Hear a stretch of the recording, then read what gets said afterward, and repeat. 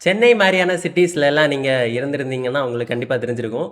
ரென்ட்‌க்காக வீடு தேடி அலைஞ்சிருப்போம். ஒரே வீடு மாரி இருக்கும். ஆனா, அதுக்குள்ளாடியே நெறைய போர்ஷன்ஸ் ஆஃப் நெறைய வீட ஸ்ப்ளிட் பண்ணி வச்சிருப்பாங்க. ஸோ, அதுல வந்து பல குடும்பங்கள் தங்கி இருந்திருப்பாங்க. ஸோ, அவங்க கிட்டேருந்து ஒரு ரென்ட்ட வாங்கி அந்த ஹவுஸ் ஓனர் வந்து அவரோட லைஃப்ப ரன் பண்ணிட்டு இருப்பார். ஸோ, இந்த மாரி ஒரு பிசினஸ் தான் இந்த கம்பெனியும் பண்றாங்க. Horizon industrial parks. ஸோ, இவங்க வந்து வீட்டுக்கு ரெண்ட் குடுக்குறது கிடையாது. இவங்க பெரிய, பெரிய கம்பெனீஸுக்கு ரெண்ட் குடுக்குறாங்க. லீஸுக்கு குடுக்குறாங்க. உதாரணத்துக்கு ஐடி பார்க்ஸா இருக்கட்டும். ஸோ இந்த மாரி இ-காம் சைட்டுக்கான வேர் ஹவுஸஸா இருக்கட்டும். ஸோ இதுதான் இவங்களோட பிசினஸ். ஓகேங்களா? வீடியோக்குள்ளாடி போறதுக்கு முன்னாடி, நேத்தைக்கு மார்னிங் வந்து ஃபினான்ஷியல் ஃப்ரீடம் பத்தின ஒரு வீடியோ நம்ம போட்டிருந்தோம். ஸோ ஓரளவுக்கு அந்த நாலேட்ஜ் இருக்கிறவங்களுக்கு அந்த வீடியோ பெருசா யூஸ் இல்ல. ஆனா ஃபினான்ஷியல் பிளானிங் எப்படி பண்றது? நம்மளோட பணத்த எந்த மாரி ஸ்ப்ளிட் பண்ணி இன்வெஸ்ட் பண்றது? லேண்டுல இன்வெஸ்ட் பண்ணா நமக்கு பெட்டரா? இல்ல அ எஃப்டில போட்டா நமக்கு நல்ல ரிட்டர்ன்ஸ் கிடைக்குமா? இல்ல அத தாண்டி வேற இன்வெஸ்ட்மென்ட்ஸ் இருக்கா? அப்படிங்கிற மாரி பேசிக்கான ஃபினான்ஷியல் பிளானிங் தான் அந்த வீடியோல எக்ஸ்ப்ளைன் பண்ணியிருக்கேன். ஸோ அத பார்க்காதவங்க கண்டிப்பா பார்த்து சப்போர்ட் பண்ணுங்க. அதுல நெறைய வித்தியாசமான எடிட்டிங் ஒர்க்ஸ் எல்லாம் பண்ணியிருக்கேன். ஸோ அது எப்படி இருக்குன்னு கமெண்ட்ல சொல்லுங்க. அங்க போய் ஒரு கமெண்ட்ட போட்டு விடுங்க. ஸோ அது ஒரு ஃபீட்பேக்கா இருக்கும். அப்படின்னா இந்த மாரி நம்ம ஐபிஓ அனாலிசிஸும் அந்த மாரி ஃபார்மேட்ல நம்ம கொண்டு வருவோம். ஸோ அதனால ஒரு சஜஷனுக்கு கேட்கிறேன். ஓகேங்களா? ஸோ இப்ப வீடியோக்குள்ளாடி போயிரலாம்.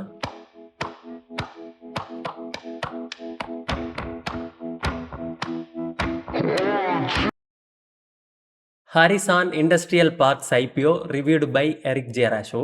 ஐபிஓவோட டீட்டெயில்ஸ் பார்த்துடலாம். ஐபிஓ வந்து 17ஆம் தேதி ஓப்பன் ஆகுது. 19ஆம் தேதி க்ளோஸ் ஆகுது. அண்ட் லிஸ்டிங் வந்து 24த் ஆகஸ்ட். அண்ட் இஷ்யூ சைஸ் பார்த்தீங்கன்னா 2600 கோடிகள்.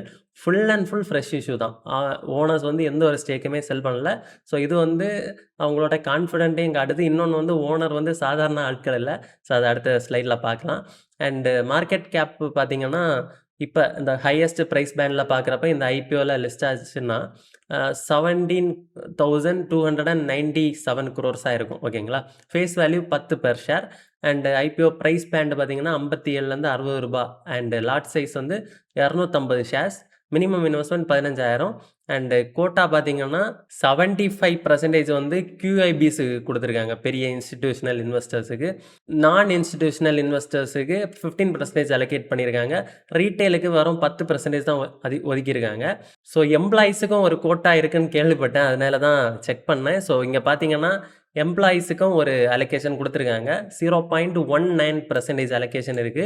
அண்ட் ரீட்டெயிலுக்கு தான் கொஞ்சம் கம்மி பண்ணியிருக்காங்க அதுலேருந்தும். 9.98 அண்ட் HNIஸுக்கும் கொஞ்சம் கம்மி பண்ணியிருக்காங்க. ஸோ எல்லாத்துலேருந்தும் கொஞ்சம் கொஞ்சம் அ கழட்டி இங்க சேர்த்துருக்காங்க. அண்ட் ஆங்கர் இன்வெஸ்டர்ஸுக்கு வந்து 44% கிட்டத்தட்ட 45% அலோகேட் பண்ணியிருக்காங்க. ஸோ வந்து மெஜாரிட்டி பார்த்தீங்கன்னா, பெரிய இன்ஸ்டிடியூஷனல்ஸுக்கு தான் அதிகமான இடம் குடுத்துருக்காங்க. அண்ட் ரிமைனிங் ரீட்டெயிலிங் கேட்டகரிலலாம் கம்மியா இருக்கு. ஸோ அப்படின்னா என்ன அர்த்தம்னா, லிஸ்ட் ஆனாலும் ஸ்டாக்ல பெருசா வால்யூம்ஸ் வந்து எப்பவாவது தான் ரேரா தான் நடக்கும். டெய்லி ட்ரேடிங்கும் அந்த மாரி அதிகமான வால்யூம்ஸ் இருக்காதுன்னு நம்ம எக்ஸ்பெக்ட் பண்ணலாம். ஓகேங்களா? அண்ட் புரமோட்டர்ஸும் ஷேர் ஹோல்டிங் பேட்டர்னும் பார்க்கலாம். புரமோட்டர்ஸ் பார்த்தீங்கன்னா, த பிளாக்ஸ்டோன் அப்படிங்கிற ஒரு கம்பெனி. Blackstone group. ஸோ இது ஒரு இன்டர்நேஷனல் கம்பெனி தான். இவங்களுக்கு நெறைய அ சப் கம்பெனிஸும் இருக்கு. அண்ட் BREP அப்படின்னு சொல்லுவாங்க. அண்ட் அதுல ஏசியால 2 அண்ட் 3 அண்ட் இந்தியா அதுலயும் ஒரு இந்தியன் இது என்டிட்டியும் இருக்காங்க. ஸோ இந்த மாரி பல கண்ட்ரீஸ்ல இவங்க over 1.2 billion square feet of global logistic real estate பண்றாங்க. அதாவது 1.2 பில்லியன், மில்லியன் கிடையாது பில்லியன். ஸோ அந்த அளவுக்கு அதிகமான ஸ்கொயர் ஃபீட்ட இவங்க ஹேண்டில் பண்ணிட்டு இருக்காங்க. அண்ட் இந்தியால வந்து 20 வருஷமா இவங்க ஆப்பரேட் பண்ணிட்டு இருக்காங்க. அண்ட் ஷேர் ஹோல்டிங் பேட்டர்ன் வச்சு பார்க்குறப்ப புரமோட்டர்ஸ் அண்ட் குரூப்புக்கு வந்து 89% ஐபிஓக்கு முன்னாடி இருந்த இது ஸ்டேக் இருக்கு. அண்ட் ஐபிஓக்கு அப்புறம் வந்து அது 75ஆ குறையுது. அண்ட் பப்ளிக் ஷேர் ஹோல்டிங் வந்து 11% இருந்து அண்ட் இப்ப இனி ஐபிஓக்கு அப்புறம் 25% ஆகப்போகுது. ஆனா இதுல ஒரு விஷயம் என்னன்னா, இந்த 11%ங்கிறது லாஸ்ட் டிசம்பர் அந்த டைம்ல தான் வேற ஒரு இன்ஸ்டிடியூஷன்ஸ் வாங்கியிருக்காங்க. ஸோ அது என்ன மாரி இன்ஸ்டிடியூஷன்ஸ்னா, நம்ம டிமானி அண்ட் எஸ்பிஐ லைஃப் இதே மாரி பெரிய பெரிய கம்பெனியா வாங்கியிருக்காங்க. ஸோ இது வந்து இந்த கம்பெனி மேல அவங்களுக்கு இருக்கிற கான்ஃபிடன்ஸ காட்டுது. பொதுவாவே பெரிய இன்வெஸ்டர்ஸ் வாங்குறாங்கன்னா, ஒரு கம்பெனி வந்து ரொம்ப வளரப்போகுது அப்படிங்கிற ஒரு பட்சத்தில தான் வாங்குவாங்க. ஸோ இது வந்து ஒரு லாங் டெர்ம் பெர்ஸ்பெக்டிவ்ல பெட்டரா நம்ம கன்சிடர் பண்ணலாம். அண்ட் கம்பெனியோட ஆர்ஜின் அண்ட் மைல்ஸ்டோன்ஸ் பார்க்கலாம். ஸோ 2009ல வந்து ஸ்டார்ட் பண்ணியிருக்காங்க.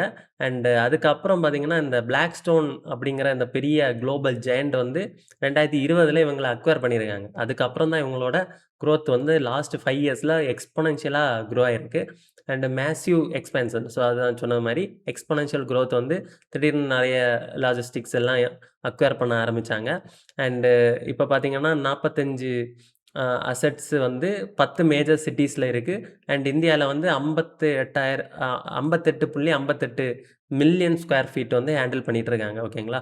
அண்ட் டிசம்பர் 2025 டிசம்பர்ல வந்து இவங்களுக்கு ஒரு ஐபிஓக்கு முன்னாடி ஒரு ஃபண்டிங் நடந்திருக்கு. ஸோ அதான் வந்து நம்ம ப்ரீவியஸா பேசுனோம். அதுல வந்து 1650 கோடி உள்ள வந்திருக்கு இவங்களுக்கு. அப்ப அதுல இன்வெஸ்ட் பண்ண இன்வெஸ்டர்ஸ் அதாவது 361 அப்படிங்கிற ஒரு பெரிய ஜெயண்ட் அண்ட் எஸ்பிஐ லைஃப் அவங்க இன்வெஸ்ட் பண்ணியிருக்காங்க. அண்டு டமானி வந்து இன்வெஸ்ட் பண்ணியிருக்காங்க. ஓகேங்களா? முதல்ல டிமானின்னு சொன்னேன். ஸோ அவர் வந்து பெரிய ஒரு இன்வெஸ்டர் தான். And 14,650 crores. ஸோ அதுக்கான வேல்யூவேஷன்ல தான் அவங்க வாங்கியிருந்திருக்காங்க. அண்ட் இப்போ வந்து வர வேல்யூவேஷன் 17,000 க்ரோர். அதை விட ஒரு 18% அதிகமான வேல்யூவேஷன்ல தான் இப்போ ஐபிஓல வருது. ஸோ அந்த டைம்ல வாங்கினவங்களுக்கு கண்டிப்பா ஒரு 18% அதிகமா ஒரு ரிட்டர்ன்ஸ் வந்திருக்குன்னு அர்த்தம். ஓகேங்களா? அண்ட் இவங்க எப்படி சம்பாதிக்கிறாங்கன்னு நான் முதல்ல இன்ட்ரோடக்ஷன்லேயே சொல்லிட்டேன். பட் இருந்தாலும் நம்ம கொஞ்சம் டீட்டெயிலா பேசலாம். ஸோ இவங்க வந்து என்ன பண்ணுவாங்கன்னா, பொதுவா பெரிய பெரிய சிட்டீஸ்ல இருக்க லேண்ட வந்து அக்வயர் பண்ணுவாங்க. கிரீன்ஃபீல்ட் அண்ட் ப்ரவுன்ஃபீல்டுன்னா, கிரீன்ஃபீல்டுன்னா வெறும் எந்த ஒரு கட்டடமும் இல்லாம இருக்க வெறும் மனை. ஸோ அதுல வந்து இவங்க பில்டிங் கட்டி, ஸோ அதுல வந்து அவங்க ஒ ஒரு கன்ஸ்ட்ரக்ஷன் பண்ணி அதில வந்து ரெண்டல் விட்டு, லீஸ் விட்டு சம்பாதிப்பாங்க. ப்ரவுன் ஃபீல்டுனா ஆல்ரெடி இருக்கக்கூடிய கட்டடத்த வந்து வாங்கி, அதில வந்து அந்த எக்ஸ்பான்ஷன்ஸோ இல்ல மெயின்டனன்ஸோ பண்ணி அதையும் ரெண்டல் விடுவாங்க. ஸோ இதான் வந்து மேஜரா இவங்க பண்றது. அதுக்கப்புறம் என்ன பண்ணுவாங்கன்னா, அந்த கிரேட் ஏ ஆட்டோமேட்டட் அதாவது சில கம்பெனிஸ்க்கெல்லாம் பார்த்தீங்கன்னா, இப்ப ஈவி சம்மந்தமான கம்பெனிஸா இருக்கட்டும், ஸோ அவங்களுக்கு வித்தியாசமான இன்ஃப்ராஸ்ட்ரக்சர் தேவைப்படும். ஸோ அதுக்கேத்த மாரி இவங்களும் இன்ஃப்ராஸ்ட்ரக்சர் அந்த குவாலிட்டிலாம் ரெடி பண்ணி அண்டு என்வைரன்மென்ட் ஃப்ரெண்ட்லியா ரெடி பண்ணி எல்லா சர்டிஃபிகேஷன்ஸும் வாங்கி வித்தின் அவங்களுக்கு தேவைப்படுற டென்யூருக்குள்ளாடி மோஸ்ட்லி 6 to 9 மந்த்ஸ்லயே முடிஞ்ச அளவு கன்ஸ்ட்ரக்ஷன முடிச்சு லேண்ட லீஸுக்கு குடுத்துருவாங்களாம். ஸோ அந்த அளவுக்கு இவங்க வந்து ஃபாஸ்ட்டா பண்ணுவாங்களாம். ஸோ அதுக்கப்புறம் என்ன பண்ணுவாங்கன்னா, அதுலேருந்து ரெண்டல் அதுக்கு அக்ரீமெண்ட் போடுவாங்க. மினிமம் வந்து 3 to 5 இயர்ஸ் அக்ரீமெண்ட். அதையும் தாண்டி பெரிய லாங் டெர்ம் அக்ரீமெண்ட்டும் இருக்கும். ஸோ இந்த மாரி லாங் டெர்ம் லீஸ் போடுறது மூலமா அவங்களுக்கு வந்து ஒரு நல்ல ரெவென்யூ வரும். ஒரு ரெண்டல் இன்கம் தான். மந்த்லியோ, இயர்லியோ அந்த மாரி. ஸோ அதே மாரி இன்னொன்னு என்னன்னா, இவங்க வந்து ரெண்டையும் வந்து இயர்லி ஹைக் பண்ணிட்டே போவாங்க. அதுவும் 4.5லேருந்து 5% அதிகப்படுத்துவாங்களாம். ஸோ இதுக்கு காரணம் வந்து இன்ஃப்ளேஷன் பண மதிப்பிழப்ப பீட் பண்றதுக்கான ஒரு விஷயம். அதுக்கப்புறம் என்ன பண்ணுவாங்கன்னா, மெயின்டனன்ஸ் அந்த ஏரியாவ இப்ப ஹேண்ட் ஓவர் பண்றாங்க. இப்போ ஒரு எக்ஸாம்பிளுக்கு ஒரு பேங்க் வைக்கணும். அந்த பேங்குக்கான பெரிய செட்டப்ப இவங்க ரெடி பண்ணிட்டாங்க. அதுக்கு என்ட்ரன்ஸ்லேருந்து, எக்ஸிட்லேருந்து, வால்ட் வரைக்கும் சேஃபஸ்ட்டா ரெடி பண்ணிட்டாங்க. அத வந்து மெயின்டெயின் பண்றதுக்கு அந்த கேமரா, செக்யூரிட்டி கேமராஸ், அதுக்கு வரக்கூடிய பவர் சப்ளை, ஸோ இது எல்லாத்தையும் இவங்க ப்ராப்பரா மேனேஜ் பண்ணுவாங்க. பேங்க பொறுத்தவரைக்கும் ஹை செக்யூரிட்டி தேவை. ஸோ எல்லா செக்யூரிட்டி கன்சர்னும் இவங்க ப்ராப்பரா இது அரெஸ்ட் பண்ணி, அதுக்குன்னு தனியா ஒரு அ சேஃப்டிக்கு ஆட்கள போட்டு, ஸோ இது எல்லாமே பண்ணி பக்காவா ஒரு மெயின்டனன்ஸ் ப்ரொவைட் பண்ணுவாங்களாம். ஸோ அதுக்கான ரெவென்யூ அவங்க ஒரு அமௌண்ட் சார்ஜ் பண்ணுவாங்க. ஸோ அதுக்கான ரெவென்யூவும் இவங்களுக்கு வந்துட்டு இருக்கும். அண்ட் அந்த ரெண்டல் அக்ரீமெண்ட் முடிஞ்சதுக்கு அப்புறம், அடுத்த ரெண்டல் அக்ரீமெண்ட் இன்னும் அதிகமான காஸ்ட்க்கு இவங்க போடுவாங்க. ஸோ இந்த மாரி அவங்களோட பிசினஸ கீப் ஆன் எக்ஸ்பேண்ட் பண்ண அவங்களுக்கு ரெவென்யூ இன்கமும் அதிகமா வந்துட்டுருக்கும். அதே மாரி இன் சிட்டி மோட் இது வந்து ஒரு பெரிய விஷயம். என்னன்னா, இந்த குயிக் காமர்ஸ் லைக் இந்த செப்டோ, இன்ஸ்டாமார்ட், ஸோ இது எல்லாமே வந்து உடனே நம்ம ப்ராடக்ட்ட கொண்டு டெலிவர் பண்றது 10 மினிட்ஸ் ஆர் 15 மினிட்ஸ்ல ஆர்டர் போட்ட உடனே கொண்டு போய் டெலிவர் பண்ற ஒரு பெரிய முயற்சி இந்தியால வந்த ஸ்டார்ட் அப்ஸ். ஸோ இவங்க வந்து மேஜரா இந்த ஹாரிசான்ல தான் வந்து அவங்க லீஸ் எடுத்து வேர் ஹவுஸ பில்ட் பண்ணியிருக்காங்க. ஸோ இந்த மாரி கம்பெனிஸ் வந்து அதிகமா சிட்டீஸ்குள்ள இருக்கிறதுனால, இவங்க அவங்களுக்கு நெறையவே இடம் ப்ரொவைட் பண்றாங்க. அதிலயும் முக்கியமா என்னன்னா, இவங்க வந்து சென்ட்ரல் வேர் ஹவுசிங் கார்ப்பரேஷன் கூட ஒரு லிங்க் பண்ணியிருக்காங்க. அதனால மும்பை, பெங்களூர், டெல்லி மாரியான பெரிய சிட்டீஸ்ல இவங்கள தாண்டி வேற யாருமே அந்த லேண்ட வாங்கி இந்த மாரி பண்ண முடியாது. அதனால இவங்க வந்து அதில யூனிக்கான ஒரு பிசினஸா பண்ணிக்கிட்டு இருக்காங்க. அண்ட் செப்டோவ பத்தி பேசுறப்ப தான் ஒரு விஷயம் ஞாபகம் வருது. நம்ம இதுக்கு முன்னாடி ஃபர்ஸ்ட்டா செப்டோ ஐபிஓ அனாலிசிஸ் பண்ணியிருந்தோம். ஸோ அது அது பார்க்கலன்னா போய் பாருங்க. அதில வந்து அவரோட இன்ஸ்பைரிங் ஸ்டோரி சொல்லியிருந்தோம். ஆனா செப்டோ இப்ப ஐபிஓ வரும் அப்படின்னு சொல்லிட்டு ஒரு எக்ஸ்பெக்டேஷன் இருந்துச்சு. ஆனா இன்னும் அந்த ஒரு இதுவும் இல்லாம இருக்கு. ஒரு நியூஸஸும் இல்லாம இருக்கு. அண்ட் மேபி இனி நெக்ஸ்ட்டு அது எப்ப ஐபிஓல வருதோ, அப்ப அகைன் நம்ம வந்து இதே மாரி ஒரு ரிவ்யூ பண்றோம். ஓகேங்களா? அண்ட் இந்த குவிக் காமர்ஸ் லாஜிஸ்டிக்ஸ் வந்து 17 இன் சிட்டி சென்டர்ஸ்ல 6.91 மில்லியன் ஸ்கொயர் ஃபீட்ல வந்து பில்ட் பண்ணியிருக்காங்க. ஓகேங்களா? அண்ட் கிளையண்ட்ஸும் மார்க்கெட் ஷேரையும் பத்தி பார்க்கும்போது, இவங்க வந்து 107 டைவர்சிஃபைடு கிளையண்ட்ஸ், அதாவது ஒரே செக்மெண்ட்ல இல்லாம, ஒண்ணு ஹாஸ்பிட்டலா இருக்கலாம், இன்னொன்னு வந்து பேங்கா இருக்கலாம், இல்லன்னா ஒரு இன்சூரன்ஸ் கம்பெனியா ஸோ இந்த மாரி பல வெரைட்டீஸ் ஆஃப் கிளையண்ட்ஸ வந்து இவங்க ஹேண்டில் பண்ணிட்டு இருக்காங்க. ஸோ அதனால அவங்க கிட்ட இருந்து ஒரு 89.88 கன்டினியூஸா அதுலேருந்து ரெவென்யூ வருது. ரிமைனிங் ஒரு 10% தான் அவங்களுக்கு வந்து அந்த ஆள் இல்லாம இருக்கிறதும், 2 குடுக்காம இருக்கிறது மாரி ஒரு 10% இருக்கு. ஸோ அதுக்கும் அகைன் அவங்க மார்க்கெட்டிங் பண்ண அங்கேயுமே அவங்களுக்கு கிளையண்ட்ஸ் வந்துட்டே தான் இருப்பாங்க. ஸோ ஆக்சுவலி அவங்களுக்கு 100% இடம் இருக்குன்னா, அதில 89 கிட்டத்தட்ட 90% வந்து எப்பவுமே ஆக்குபென்சியோட தான் இருக்கும்னு சொல்றாங்க. ரிமைனிங் மட்டும் தான் கொஞ்சம் ஃப்ரீயா இருக்கும். அண்ட் இதில வந்து முக்கியமா காமர்ஸ் செயின்ஸ் நம்ம Flipkartஓட வேர் ஹவுஸ இவங்க வச்சிருக்காங்களாம். ஸோ அதுக்கப்புறம் third party logistics companies like நெறைய கம்பெனி நம்ம சொல்லிட்டே போலாம். ஸோ இவங்க எல்லாரோட வேர் ஹவுஸும் இவங்க தான் நெறைய மேனேஜ் பண்ணிட்டு இருக்காங்க. அண்ட் எஃப்எம்சிஜி அண்ட் ரீட்டெயில் அதாவது நம்ம டிஸ்ட்ரிபியூட்டர்ஸ் அந்த எஃப்எம்சிஜில பொருட்கள எல்லாம் கொண்டு டிஸ்ட்ரிபியூட் பண்றதுக்கு வச்சுக்கக்கூடிய ஏரியாஸ். ஸோ இதெல்லாம் இவங்க மேனேஜ் பண்றாங்க. அண்ட் ரீட்டெயில் ஸ்டோர்ஸுமே பண்றாங்க. அதுக்கப்புறம் இந்த மேனுஃபேக்சரிங் சூப்பர் சைக்கிள். ஸோ இது என்னன்னா, அ இந்தியா சைனா பிளஸ் ஒன் அதாவது இந்தியா வந்து என்ன பண்றாங்கன்னா, சைனா மாரி நம்ம இந்தியாவும் மேனுஃபேக்சரிங்ல அதிகமா வரணும் அப்படிங்கிற ஒரு முன்னெடுப்பு எடுத்ததுனால, இதுக்கு முன்னாடி வெறும் லாஜிஸ்டிக்ஸுக்கா இருந்த இந்த வேர் ஹவுஸஸ் இப்ப புரொடக்ஷனுக்காகவும் போயிருக்கு. புதுசு புதுசா புரொடக்ஷன் பண்றதுக்காகவும் போயிருக்கு. ஸோ இதனால இவங்களுக்கு இன்னும் அதிகமான வேர் ஹவுஸஸ் வந்து லீஸுக்கு போறதுக்கு அதிகமான வாய்ப்பு இருக்கு. ஸோ ஒரு நல்ல ஆப்பர்ச்சுனிட்டி இருக்குன்னு சொல்றாங்க. ஏன் இவங்கள இந்த மாரி கம்பெனிஸ் பிரிஃபர் பண்ணுவாங்கன்னா, இவங்க வந்து நம்ம முதல்லயே சொன்ன மாரி ஈவின்னா அவங்களுக்கு ஏத்த மாரி ஸ்பெசிஃபிகேஷன்ஸோட இடத்த வந்து புரொவைட் பண்ணுவாங்க. அது எது செமி கண்டக்டர்ஸ்னா கண்டக்டர் மேனுஃபேக்சரிங்னா அதுக்கேத்த மாரி பண்ணுவாங்க. அதே மாரி அ ஒவ்வொரு பிசினஸஸ்க்கு ஏத்த மாரி இவங்க வந்து கஸ்டமைஸ்டா அவங்களோட வேர் ஹவுஸஸ வந்து பில்ட் பண்ணி குடுப்பாங்க. ஸோ அதனால இவங்களுக்கு அதிகமான லீஸ் வரதுக்கு வாய்ப்பு இருக்கு. ஸோ இவங்களோட ஃபினான்ஷியல்ஸ்ல தான் ஒரு பெரிய பிரச்சனை இருக்கு. அத சொல்றேன். ஸோ ரெவென்யூ வந்து எப்படின்னு பார்த்தீங்கன்னா, 228 கோடியா இருந்தது. 691 கோடியா மாறியிருக்கு. 2024லேருந்து 26க்குள்ளாடி. எபிட்டா மார்ஜினும் 61%லேருந்து 79% அதிகரிச்சிருக்கு. ஆனா, இவங்க லாஸ்ல இருக்காங்க.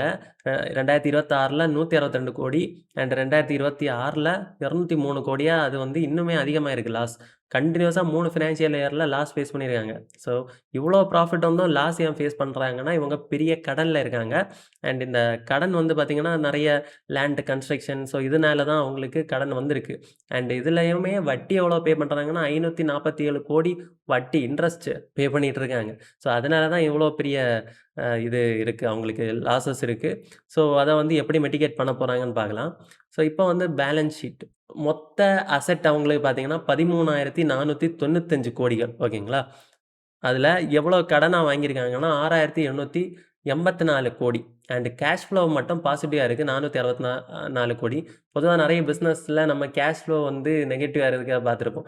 ஆனா கேஷ் ஃப்ளோ பாசிட்டிவா இருக்குன்னா, நல்ல பிசினஸ்ன்னு அர்த்தம். அவங்கள அடுத்தடுத்து அவங்களோட வேலைகள் செய்றதுக்கான காசு அவங்க கையில இருக்கு. அதுவரைக்கும் நல்லது தான். ஆனா மத்தபடி கடனும் பெருசா இருக்கு. ஸோ இந்த ஐபிஎல் என்ன பண்றாங்கன்னா, 2,225 கோடிக்கான பணம். மொத்தத்திலே 2,600 கோடிக்கான ஐபிஓ தான். அதுல வந்து 2,225 250 கோடி வந்து என்ன பண்றாங்க, டெப்ட்ட பே பண்றதுக்கு யூஸ் பண்றாங்க. ஸோ அதனால அவங்களோட கம்பெனியோட அந்த கடனுங்கிறது பாதியா கம்மியாயிரும். அதாவது இதுக்கு முன்னாடி அவங்களோட டெப்ட் டூ ஈக்விட்டி ரேஷியோ வந்து 1.2 சம்திங் டைம்ஸ் அதிகமா இருந்து, ஸோ இப்போ வந்து இந்த ஐபிஓக்கு அப்புறம் இவங்க இத பே பண்ணதுக்கு அப்புறம் 0.55% 55 டைம்ஸா தான் இருக்கும். டெப்ட் டூ ஈக்விட்டி ரேஷியோ. ஸோ இது வந்து பெரிய பாசிட்டிவ் அண்ட் இவங்க 500 கோடியா கட்ட வேண்டிய இந்த டெப்ட்டுமே கம்மியாகி, அந்த வட்டியுமே கம்மியாகி கிட்டத்தட்ட 200 கோடி, 250 கோடிக்கு உள்ளாடி தான் அவங்க வட்டி கட்டுற மாரி இருக்கும். ஸோ அப்படி பார்க்கும்போது ஒரு பிரேக் ஈவன்ல வந்துருவாங்க. இவங்க லாஸ் மேக்கிங் கம்பெனியா இருந்தவங்க, ஒரு ஆவரேஜா ஒரு 10 கோடி, 20 கோடி ப்ராஃபிட் பண்ற கம்பெனியா மாறுவாங்க. ஸோ போக போக இருக்கிற கடனை அடைச்சு இத செட்டில் பண்ணிருவாங்க. அதுக்கு ஒரு வழியும் வச்சிருக்காங்க. அதையும் சொல்றேன். ரிமைனிங் பணத்த வந்து என்ன பண்றாங்கன்னா, இவங்க ஜெனரல் கார்ப்பரேட் பர்ப்பஸுக்கு யூஸ் பண்ண போறாங்க. அதுக்கப்புறம் இவங்க வேல்யூவேஷன் வச்சு பார்க்குறப்ப, இவங்களோட கம்பேர் பண்றதுக்கு லிஸ்டட் பியர்ஸ் வேற யாருமே இல்ல. ஸோ, அதனால இவங்கள கம்பேரும் பண்ண முடியாது. 2வது வந்து பிஇ கால்குலேட் பண்ணலான்னா, கம்பேரிசனும் இல்ல. 2வது பிஇ வந்து நெகட்டிவா தான் இருக்கும். ஆனா லாஸ் மேக்கிங் கம்பெனி. பிஇ கண்டிப்பா -72x இருக்கும்னு சொல்லிட்டு ஒரு அப்ராக்ஸிமேட் வேல்யூ. அண்ட் இது வந்து ஃபேர் வேல்யூவா இல்லையா அப்படின்னு செக் பண்ணணும்னா, லாஸ்ட் நம்ம சொன்ன மாரி அந்த டமானி அவங்க எல்லாம் வாங்குறப்ப எவ்வளோ இருந்துச்சுன்னா, 14,000 கோடி வேல்யூவேஷன்ல அவங்க வாங்கியிருக்காங்க. இப்ப அத விட ஐபிஎல் வரும்போது 17,000 கோடி வேல்யூவேஷன்ல வராங்க. அப்ப 18% அதிகமான பிரீமியம்ல வராங்க. ஸோ, இவங்களோட கடன் குறைஞ்சதுக்கு அப்புறம் பார்த்தீங்கன்னா, இது ஃபேர்லி வேல்யூடு அப்படின்னு சொல்லலாம். ஸோ, இப்ப கரண்ட் ஸ்டேட்டஸுக்கு இது அதிகம் தான் 18%. ஆனா ஐபிஓ முடிஞ்சு அந்த கடன் அடைச்சுட்டாங்கன்னா, ஃபேர்லி வேல்யூடுன்னு சொல்லலாம். ஸோ, அது வந்து நம்ம பார்க்குற பார்வையில தான் இருக்குன்னு சொல்லுவாங்கல்ல. ஸோ, அந்த மாரி இது சேஞ்ச் ஆகுறதுக்கு வாய்ப்பு இருக்கிறதுனால, நம்ம வந்து இப்போதைக்கு ஒரு ஃபேர் வேல்யூ அப்படின்னு நம்ம கன்சிடர் பண்ணலாம். அடுத்து இவங்களோட ஸ்வாட் அனாலிசிஸ் பார்க்குறப்ப, இவங்களோட பெரிய பேக் போனே வந்து Blackstoneங்கிற அந்த பெரிய கம்பெனி தான். ஸோ, அந்த கம்பெனியோட எக்ஸ்பீரியன்ஸ் அண்ட் அவங்களோட பாரம்பரியமிக்க விஷயம்னால நம்ம வந்து இந்த கம்பெனி கடன் இருந்தாலும் கவலைப்பட தேவையில்ல. ஏன்னா, அவங்க பேக்கப்ல இருக்காங்க. அதேமாரி இவங்க வந்து நெறைய பெரிய பெரிய சிட்டீஸ்க்கு உள்ளாடி நெறைய பேரால லேண்டே வாங்க முடியாத இடத்துல கூட இவங்க லேண்ட் வச்சிருக்கிறது வந்து பெரிய விஷயம். அதேமாரி 79% எபிட்டா வச்சிருக்காங்கன்னா, கண்டிப்பா ஃபியூச்சர்ல அவங்களோட ப்ராஃபிட்டபிலிட்டி இன்கிரீஸ் ஆகுறதுக்கு அதிகமான சான்ஸ் இருக்கு. வீக்னஸ்ன்னு பார்த்தீங்கன்னா, லாஸ் மேக்கிங் கம்பெனி அது ஒரு வீக்னஸ். அடுத்து வந்து டெப்ட் இருக்கிறது ஒரு வீக்னஸ். அண்டு ஒரு ப்ராஜெக்ட்ட பண்ணி முடிக்கிறதுக்கு பெரிய செலவுகள் இருக்கு. ஸோ, இவங்களுக்கு வந்து நெறைய ரிஸ்க் இருக்கு அதுல. ஏன்னா, திடீர்னு விலைவாசி ஏறும், இறங்கும். ஸோ, அதெல்லாம் ப்ராப்ளம்.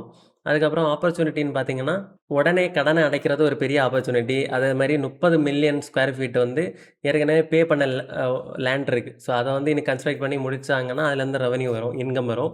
அதுக்கப்புறம் ரெண்டல் ஹைக் அடிக்கடி ரெண்ட் ஹைக் பண்றாங்க. அது ஒரு பாசிட்டிவ்.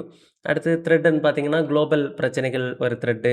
அடுத்து இந்தியால லேண்ட் வாங்குறப்ப நெறைய பிரச்சனை இருக்கும் இல்லையா? காமனா அந்த சொத்து தகராறு. ஸோ, அது ஒரு பிரச்சனை.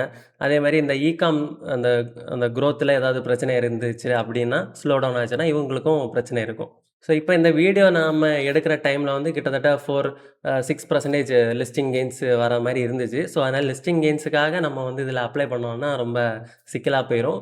மத்தபடி லாங் டர்முக்கு எல்லாமே பெட்டரா தான் இருக்கு. ஸோ, நான் என்ன பண்ணலான்னு இருக்கேன்னா, ஆஃப்டர் லிஸ்டிங் வந்து நம்ம பார்த்துட்டு ஓரளவுக்கு இந்த டமானி எல்லாம் வாங்குன ரேஞ்சுக்கு, இல்ல எஸ்பிஐ லைஃப் எல்லாம் வாங்குன ரேஞ்சுக்கு 14,000 crore வேல்யூவேஷனுக்கு ட்ராப் ஆச்சு. 18% கிட்ட கம்மியாச்சு அப்டின்னா, அந்த டைம்ல நம்ம கன்சிடர் பண்ணலாம் வாங்கலாமா? வேணாமான்னு. ஸோ, மேபி ஒரு 3 மந்த்ஸ் பார்க்கலாம். பார்த்துட்டு அதுக்கப்புறம் நம்ம இத கன்சிடர் பண்ணலாமா? வேணாமான்னு யோசிக்கலாம். ஸோ, நீங்க இந்த ஐபிஓல அப்ளை பண்ணுவீங்களா? மாட்டீங்களா? அப்படிங்கிறத கமெண்ட்ல சொல்லுங்க. ஸோ, உங்களுக்கு health insurance or term insurance ஏதாவது தேவைப்பட்டுச்சுன்னா, கண்டிப்பா நம்மள கான்டாக்ட் பண்ணுங்க. லிங்க் டிஸ்கிரிப்ஷன்ல இருக்கு. அண்ட் நான் நேத்தைக்கு அப்லோட் பண்ண வீடியோ கண்டிப்பா பாருங்க. அண்ட் ஃபினான்ஷியல் பிளானிங் பண்ணணும்னு நெனைக்கிற உங்க ஃப்ரெண்ட்ஸுக்கு அத கண்டிப்பா ஷேர் பண்ணுங்க. பணத்த உங்க பக்கம் இருக்கணும்னா, மறக்காம மணி மேனேஜ் சேனல சப்ஸ்கிரைப் பண்ணிக்கோங்க. Thank you.